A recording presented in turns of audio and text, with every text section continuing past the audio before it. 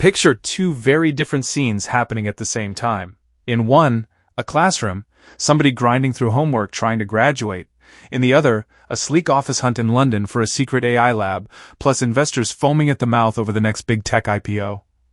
Today's episode is about how those worlds collide, the new race to live longer, and the accelerating race to build smarter machines. And it's funny because the first takeaway is almost painfully low-tech. A big international study, with the University of Manchester involved, points to something that predicts lifespan across countries. Education. Not a supplement stack. Not a magic biomarker.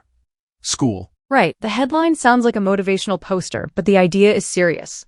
Education consistently shows up as a strong signal for how long people live, no matter where they live. It's not saying every degree is a shield against everything, but it's saying that staying in school is tightly linked to longevity, which immediately raises the question, why? What is it about education that keeps showing up like this? Is it income? Is it access to healthcare? Is it learning how to navigate systems, how to advocate for yourself? Or is it simply that education is a proxy for a whole bunch of advantages that add up over decades? Probably some mix of all of it. Education can change your job options, your housing, your exposure to dangerous work, your health literacy. It can even shape your social network. It's not one lever, it's a bundle of levers that tend to pull in the same direction over time. And while that story is about long-term, slow-burn change, another story in the longevity world is the opposite. Fast, bold, experimental science. Russia is reportedly testing what's being described as a vaccine against aging. It's more like a gene therapy approach aimed at slowing cellular aging by blocking receptors that kick off age-related changes. This is where the plot thickens, because once you say gene therapy drug and aging in the same sentence, you're in high-stakes territory. The promise is huge, slowing down the body's drift into breakdown. But even the framing is wild, because aging isn't one disease. It's a whole web of processes. Exactly. It's not like treating an infection where you target one bug. You're talking about cellular signaling, repair mechanisms, immune function, inflammation, metabolism, and a dozen other systems that all talk to each other.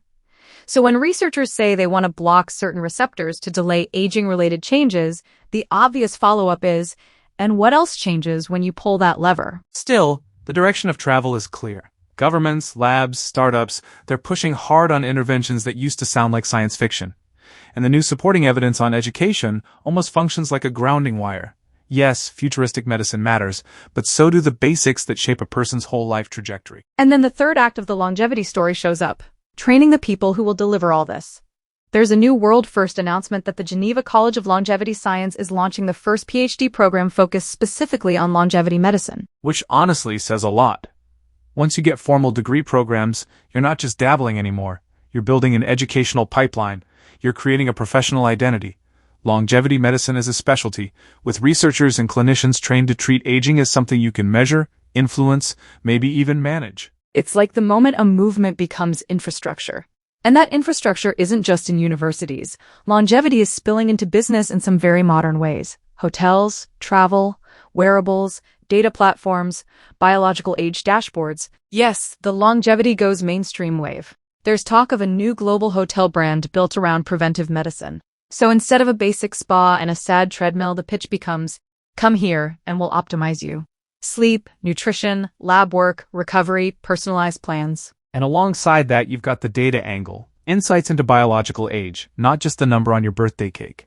People want to score. They want to know, am I aging faster than I should be? Even if the science and the measurement aren't perfect, there's clearly demand. So in the longevity world, the tension is kind of poetic. The simplest lever might be education. But the loudest headlines are gene therapies and premium experiences and algorithms ranking your cells like a credit report. Which brings us neatly to the second half of today's episode, AI, and the way it's muscling into everything, including health, policing, markets, and apparently London real estate. Let's start with the London real estate, because it sounds like a spy novel. Jeff Bezos is reportedly hunting for office space around King's Cross for a secret AI lab under something called Project Prometheus. Whether it's secret or just quiet until we ship, it signals the same thing. The major players are still pouring money and attention into AI development. And they want to be in the right cities with the right talent, the right vibe, the right everything. And while the billionaires are shopping for space, doctors are doing something very different, waving big red flags and telling people, please stop asking chatbots to diagnose your symptoms. The concern is straightforward. AI systems can sound confident while being wrong. People might present a rash or a mole or chest pain to a chatbot, get a neat little explanation, and either panic unnecessarily or, worse, ignore something serious because the bot gave false reassurance. It's the mismatch between tone and truth.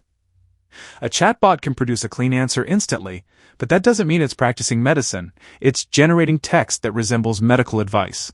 And when the stakes are your health, that difference matters a lot. And yet the temptation is obvious. It's fast, it's accessible, it doesn't judge you, it's available at 2 a.m.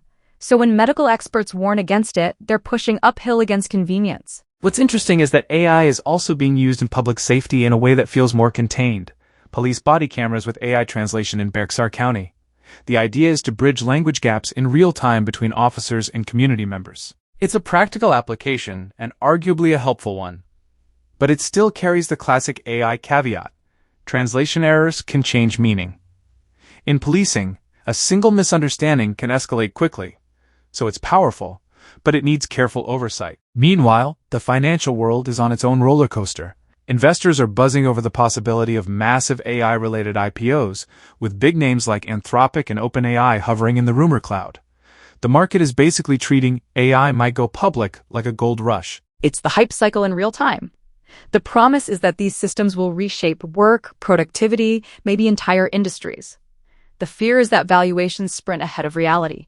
But either way, the appetite is intense. And then there's Google Cloud's angle. Their CEO, Thomas Kurian, is betting heavily that custom AI chips will help Google close the gap with rivals like Amazon and Microsoft, which is a reminder that this isn't just about software models, it's about infrastructure, chips, data centers, supply chains, energy. So if you zoom out, you've got two megatrends from today's stories.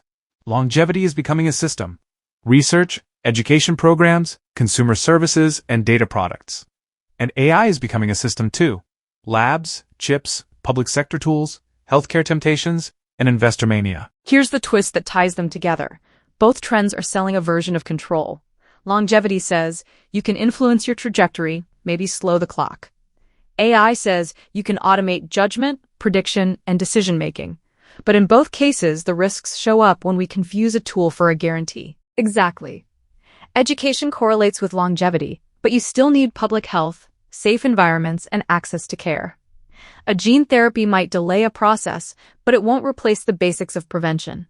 An AI chatbot might summarize information, but it doesn't replace a clinician who can examine you, interpret context, and take responsibility. So what do we do with all of this as regular people? Maybe the most grounded conclusion is, don't ignore the fundamentals, even while the future gets flashy. If staying in school is one of the strongest predictors of a longer life across countries, that's not just personal advice, it's a policy alarm bell. And if AI is getting embedded into medicine, policing, and finance, the lesson isn't never use it, it's use it with guardrails. Treat it like a powerful assistant that can be wrong, not an oracle that can't. The ending, then, is less about choosing between the classroom and the lab, or between the doctor and the chatbot. It's about building a world where the basics are strong and the breakthroughs are handled responsibly. Because living longer is only half the point. Living well, with systems you can trust, is the rest of it. That's it for today. If one story stuck with you, the education link, the anti-aging gene therapy push, the new longevity PhD, or the AI wave from London offices to doctors' warnings, keep that thread in mind this week. What's the shiny solution, and what's the boring foundation underneath it? Please like, subscribe, and join us at I Am Healthy Money. Life has its ups and downs, but you're not alone. From 10 to 110, we're in this together, right here, right now. We love ya.